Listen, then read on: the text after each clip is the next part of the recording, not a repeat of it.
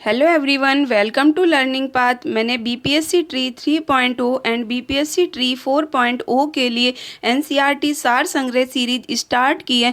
Basically NCERT सार संग्रह books सभी एनसीईआरटी बुक्स का कॉम्बिनेशन है। इसमें सभी एनसीईआरटी बुक्स के फैक्ट्स गिवन है। सो ये सीरीज सभी BPSC aspirants, DSSS aspirants and सभी टीचिंग एस्पिरेंट्स के लिए मोस्ट बेनिफिशियल सीरीज है। एंड बीपीएससी एग्जाम में questions NCERT and SCERT books से होते हैं एंड अदर टीचिंग एग्जाम्स में क्वेश्चन एनसीईआरटी बेस्ड ही होते हैं। सो ये सीरीज सभी एस्पिरेंट्स के लिए मोस्ट इंपॉर्टेंट सीरीज है। सो इस सीरीज को कंटिन्यू करते हुए आज हम मुस्लिम लीग एवं मार्ले मिंटो सुधार पढ़ेंगे एंड इसके बाद में हम लखनऊ अधिवेशन के बारे में पढ़ेंगे। लखनऊ अधिवेशन में जो समझौते हुए उनके बारे में डिस्कस करेंगे एंड होम रूल लीग के बारे में डिस्कस करेंगे। सो जिसने अभी तक चैनल को सब्सक्राइब नहीं किया वो चैनल को सब्सक्राइब कर लें ताकि नेक्स्ट वीडियो का नोटिफिकेशन टाइमली मिले एंड वीडियो को लाइक एंड शेयर भी करें। सो अपना टॉपिक स्टार्ट करते हैं, मुस्लिम लीग एवं मार्ले मिंटो सुधार। तो मुस्लिम लीग की स्थापना कहाँ हुई थी? मुस्लिम लीग की स्थापना ढाका में हुई थी 1906 में।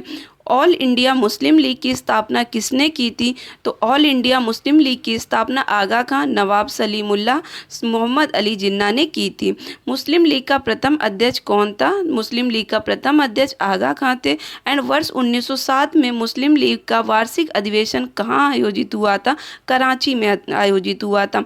मुस्लिम लीग ने पृथक निर्वाचक मंडल की मांग किस अधिवेशन में की थी? तो मुस्लिम लीग ने पृथक निर्वाचक मंडल की मांग अमृतसर अधिवेशन में की थी 1908 ईस्वी में। बेसिकली जो मुस्लिम लीग के नेताओं थे उनकी मांग थी कि उनका पृथक निर्वाचन हो और जनसंख्या के अनुसार प्रतिनिधित्व हो, शिक्षक संस्थानों के लिए आर्थिक मदद दी जाए एंड प्रत्याशी जो मुस्लिम हो वोट भी मुस्लिम देंगे और जितने भी प्रत्याशी जितनी उनकी इच्छा होगी उनके अनुसार प्रत्याशी होंगे। सो ये सभी मांगे मुस्लिम लीग ने की थी ब्रिटिश हुकूमत से और इसके अपेक्षा ब्रिटिश हुकूमत ने भी अपनी मांग रखी थी कि आज के बाद ब्रिटिश सरकार के द्वारा बनाई गई जितनी भी नीतियां होगी उनका सभी मुस्लिम जो समुदाय होगा वो समर्थन करेगा एंड भारतीय मुस्लिम के बीच में ब्रिटिश हुकूमत के प्रति वफादारी होगी। सो ये सभी ब्रिटिश हुकूमत और मुस्लिम लीग के बीच में हुआ था। आगे हम देखते हैं अखिल भारतीय मुस्लिम लीग के अधिवेशन। तो अधिवेशन प्रथम अधिवेशन 1906 में हुआ था, स्थान था ढाका एंड द्वितीय अधिवेशन हुआ था 1907 में कराची में एंड तृतीय अधिवेशन हुआ था 1908 में अमृतसर में। तो अमृतसर अधिवेशन में ही मुस्लिम लीग ने पृथक निर्वाचक मंडल की मांग की थी।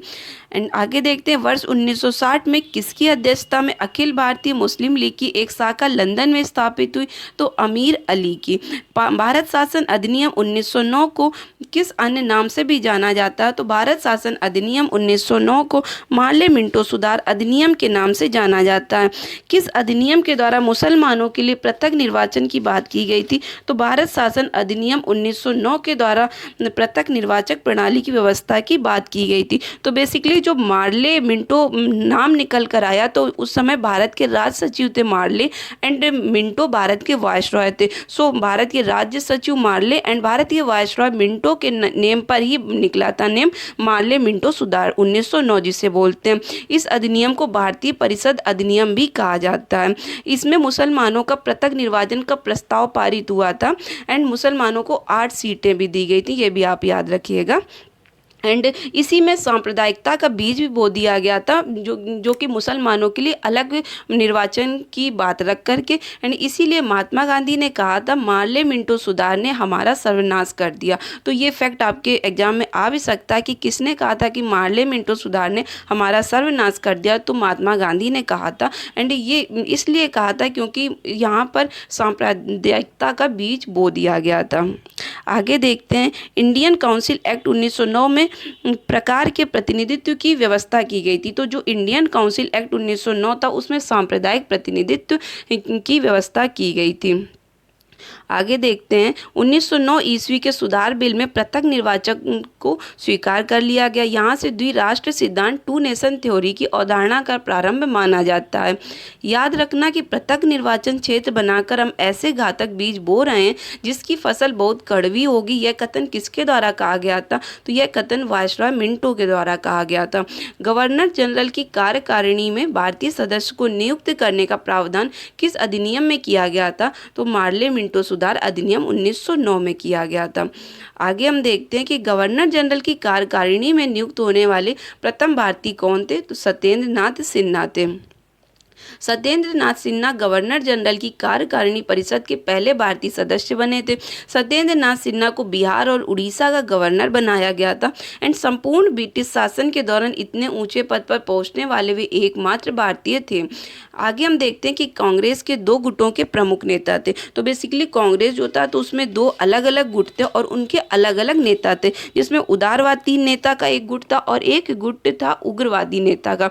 तो बेसिकली जो उदारवादी नेता थे तो इनकी प्रवृत्ति होती थी उदार, ये अनुनय विनय नीति का अनुसरण करते थे जिसे फोल्डेड हैंड पॉलिसी बोलते हैं एंड ये 3P पॉलिसी का अनुसरण करते थे। 3P का मतलब होता है prayer, petition and protest. Prayer means याचना, पिटीशन मीन्स स्मरण पत्र एंड प्रोटेस्ट मीन्स विरोध प्रदर्शन, जो कि संवैधानिक दायरे में होता था।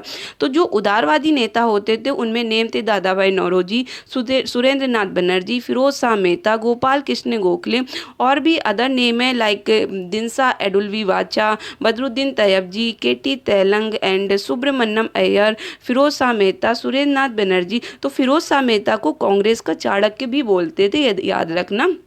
एंड जो उग्रवादी नेता थे इनकी पॉलिसी होती थी उग्रत की एंड इनका अंतिम लक्ष्य होता था कि स्वराज की प्राप्ति। ये वो लोग थे जो ज़रूरत पड़ने पर हिंसा का भी सहारा लेते थे। एंड उग्रवादी नेता में मेन होते थे बाल गंगाधर तिलक, विपिन चंद्र पाल, लाला लाजपत राय एंड अरविंद घोष, जिन्हें लाल बाल पाल भी बोलते। लाल से लाला लाजपत राय एंड पाल से विपिन चंद्र पाल एंड लाल बाल पाल और बाल से बाल गंगाधर तिलक। ओके, एंड आगे हम देखते हैं भारतीय राष्ट्रीय कांग्रेस पर प्रार्थना, याचना तथा विरोध की राजनीति का आरोप किसने लगाया था? तो बाल गंगाधर तिलक ने लगाया था, क्योंकि बाल गंगाधर तिलक थे उग्रवादी नेता और उग्रवादी नेता 3P पॉलिसी का समर्थन नहीं करते थे। 3P पॉलिसी क्या थी? 3P पॉलिसी ही थी प्रार्थना, याचना तथा विरोध, जिसे इंग्लिश में बोलते हैं प्रेयर, पिटीशन एंड प्रोटेस्ट।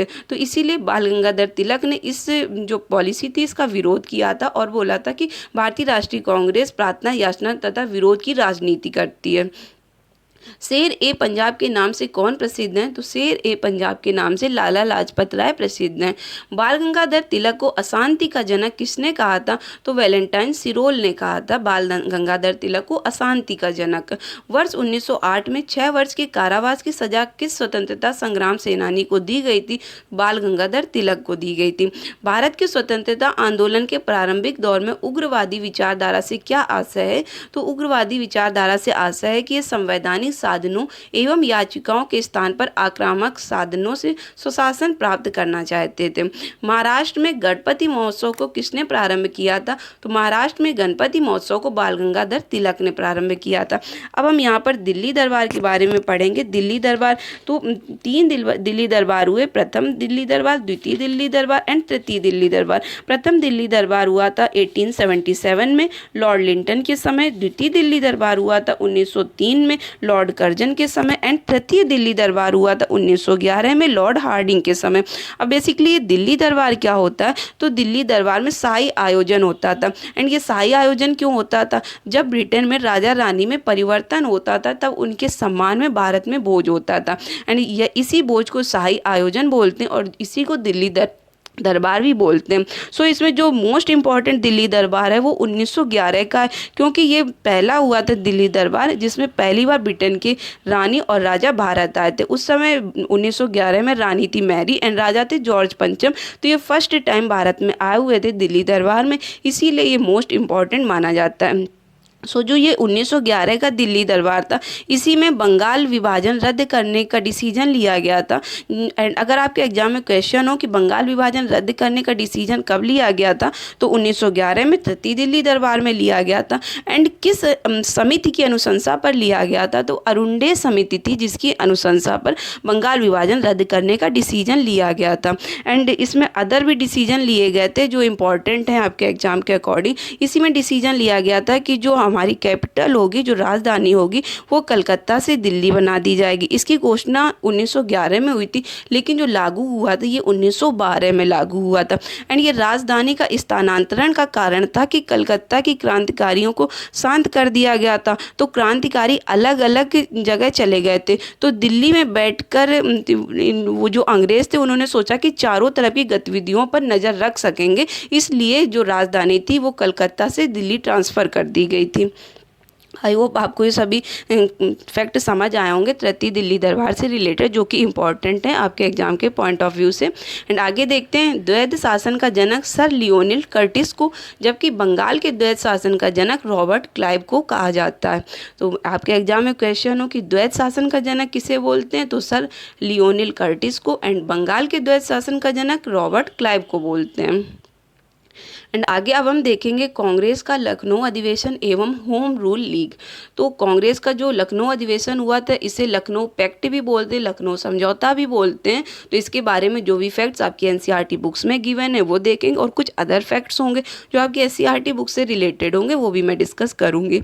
सो देखते हैं, वर्ष 1916 में संपन्न लखनऊ समझौता किससे संबंधित है। तो वर्ष 1916 में संपन्न लखनऊ समझौता कांग्रेस एवं मुस्लिम लीग के समझौते से संबंधित है। वर्ष 1916 में भारतीय राष्ट्रीय कांग्रेस के लखनऊ अधिवेशन की किसने अध्यक्षता की थी, तो अंबिका चरण मजूमदार ने अध्यक्षता की थी। ये हम अधिवेशन वाले टॉपिक में देख भी चुके हैं, जिसने अधिवेशन टॉपिक नहीं देखा वो प्लेलिस्ट में चेक कर सकते हैं। एंड सूरत अधिवेशन से पृथक हुए उग्रवादी एवं उदारवादियों का पुनः एकीकरण किस अधिवेशन में हुआ था, तो लखनऊ अधिवेशन में। तो लखनऊ अधिवेशन में ही उग्रवादी और उदारवादियों का पुनः एकीकरण हुआ था। एंड लखनऊ अधिवेशन में ही लखनऊ समझौता इसीलिए बोलते हैं क्योंकि इसमें कांग्रेस एवं मुस्लिम लीग के बीच में समझौता हुआ था, और जो उग्रवादी थे और उदारवादी थे इन लोगों के बीच में भी समझौता हुआ था और पुनः एकीकरण हुआ था, इसीलिए लखनऊ को लखनऊ समझौता भी बोलते हैं, लखनऊ अधिवेशन को। अतिवादियों एवं उदारवादियों के पुनः एकीकरण की प्रक्रिया की प्रमुख शिल्पकार कौन थी, तो अतिवादी मतलब उग्रवादी और उदारवादियों के पुनः एकीकरण की प्रक्रिया की प्रमुख शिल्पकार एनी बेसेंट थी, और साथ में बाल गंगाधर तिलक भी थे, ये याद रखना। वर्ष 1916 में मुस्लिम लीग और कांग्रेस के मध्य समझौता किसके द्वारा कराया गया, तो बाल गंगाधर तिलक के द्वारा। कांग्रेस के 1916 के लखनऊ अधिवेशन में लिया गया वह निर्णय क्या था जिसके मुख्य दूरगामी परिणाम हुए, तो कांग्रेस द्वारा मुस्लिम लीग की पृथक निर्वाचन क्षेत्र की मांग स्वीकार करना। मोहम्मद अली जिन्ना को हिंदू मुस्लिम एकता का दूत किसने कहा था, तो सरोजनी नायडू ने कहा था। मदन मोहन मालवीय ने कांग्रेस एवं मुस्लिम लीग के मध्य होने वाले समझौते का विरोध किया था। भारत में होम रूल लीग की अवधारणा किस देश से ली गई है, तो भारत में होम रूल लीग की अवधारणा आयरलैंड से ली गई है। प्रथम विश्व युद्ध के दौरान कौन सा आंदोलन भारत में लोकप्रिय हुआ था, तो होम रूल लीग आंदोलन जो था वो भारत में लोकप्रिय हुआ था। तो बेसिकली जो होम रूल लीग है तो ये आयरिश शब्द है जो कि आयरलैंड से लिया गया, और होम रूल का अर्थ होता है स्वशासन। स्वशासन मतलब स्वयं का शासन, एंड इसका पहली बार प्रतिपादन किया था रेडमंड ने, जो कि आयरलैंड के नेता थे। सो इसके जो भी फैक्ट्स हैं हम आगे देखते हैं। अप्रैल 1916 में तिलक ने पूना महाराष्ट्र से होम रूल आंदोलन आरंभ किया था, जबकि एनी बेसेंट के नेतृत्व में सितंबर 1916 में अड्यात मद्रास से होम रूल आंदोलन प्रारंभ किया गया था। तो बेसिकली जो तिलक बाल गंगाधर तिलक थे इनका महाराष्ट्र में था होम रूल आंदोलन, लेकिन महाराष्ट्र का बॉम्बे नहीं था, ये याद रखना, क्योंकि महाराष्ट्र का बॉम्बे था जो वो एनी बेसेंट के अंडर में था। एनी बेसेंट ने किस साप्ताहिक पत्रिका के माध्यम से स्वशासन की मांग की थी, तो एनी बेसेंट ने कॉमनवेल्थ पत्रिका के माध्यम से स्वशासन की मांग की थी। अब यहाँ पर हम चार्ट देखते हैं जिससे आपको होम रूल आंदोलन और अच्छे से क्लियर होगा। तो होम रूल आयरलैंड का शब्द है, होम रूल का अर्थ होता है स्वशासन। स्वशासन मतलब स्वयं का शासन। सर्वप्रथम आयरलैंड में होम रूल लीग की स्थापना रेडमंड द्वारा की गई थी, एंड 1916 ईस्वी को प्रारंभ इस आंदोलन के समय भारत के वायसरॉय लॉर्ड जेम्स फोर्ड थे। अब यहाँ पर अलग अलग होम रूल आंदोलन हुए, एक तो बाल गंगाधर तिलक का एंड दूसरा एनी बेसेंट का। तो ये देखते हैं, बाल गंगाधर तिलक का होम रूल अप्रैल 1916 में एंड एनी बेसेंट का होम रूल सितंबर 1916 में। जो बाल गंगाधर तिलक के होम रूल में जो क्षेत्र आते थे वो महाराष्ट्र एंड कर्नाटक आते थे, लेकिन याद रखना महाराष्ट्र का बॉम्बे नहीं था। एंड एनी बेसेंट के अंडर में क्षेत्र थे मद्रास एंड तमिलनाडु, लेकिन एनी बेसेंट के अंडर में महाराष्ट्र नहीं था, लेकिन महाराष्ट्र का बॉम्बे था। तो इसीलिए महाराष्ट्र का बॉम्बे बाल गंगाधर तिलक के अंडर में नहीं था, महाराष्ट्र पूरा था लेकिन महाराष्ट्र का बॉम्बे नहीं था, एंड बॉम्बे एनी बेसेंट के अंडर था। एंड बाल गंगाधर तिलक का जो होम रूल था उसका मुख्यालय बेलगांव कर्नाटक में था, एंड एनी बेसेंट का मुख्यालय अड्यार मद्रास में था। एंड ये समिति स्वरूप थी, अखिल भारतीय स्वरूप थी। एंड इन बाल गंगाधर तिलक का जो होम रूल था उसके अध्यक्ष NC केलकर व जोसेफ बैप्टिस्ट थे, एंड इनका उद्देश्य था स्वराज मेरा जन्मसिद्ध अधिकार है। एंड एनी बेसेंट के सचिव थे जॉर्ज अरुंडेल, एंड इनका उद्देश्य था सुशासन की स्थापना करना।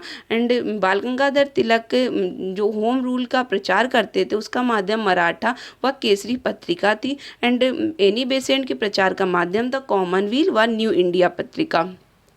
सो आई होप यहाँ से होम रूल से रिलेटेड जितने भी इंपॉर्टेंट फैक्ट्स हैं वो कवर हो गए हैं। आगे हम देखते हैं फेबियन आंदोलन का प्रस्ताव किसने दिया था। तो फेबियन आंदोलन का प्रस्ताव एनी बेसेंट ने दिया था। तिलक तथा एनी बेसेंट द्वारा बनाए गए होम रूल लीग आंदोलन की शाखाओं को किस वर्ष एक कर दिया गया था। तो वर्ष 1918 में एक कर दिया गया था। वर्ष 1915 में अमेरिका में होम रूल लीग का गठन किसके द्वारा किया गया था। तो वर्ष 1915 में अमेरिका में होम रूल लीग का गठन लाला लाजपत राय के द्वारा किया गया था। ये याद रखना इंपॉर्टेंट फैक्ट है। एंड एनी बेसेंट की होम रूल लीग के साथ George Arundale, CP Ramaswamy Iyer, VP Wadia, Motilal Nehru, Tej Bahadur Sapru, Madan Mohan Malviya आदि संबंध लोग थे। आगे देखते हैं, लास्ट पॉइंट है 2 जनवरी 1916 को लंदन में भारतीय होम रूल लीग की स्थापना की गई। इसके महासचिव D ग्राहम पोल थे।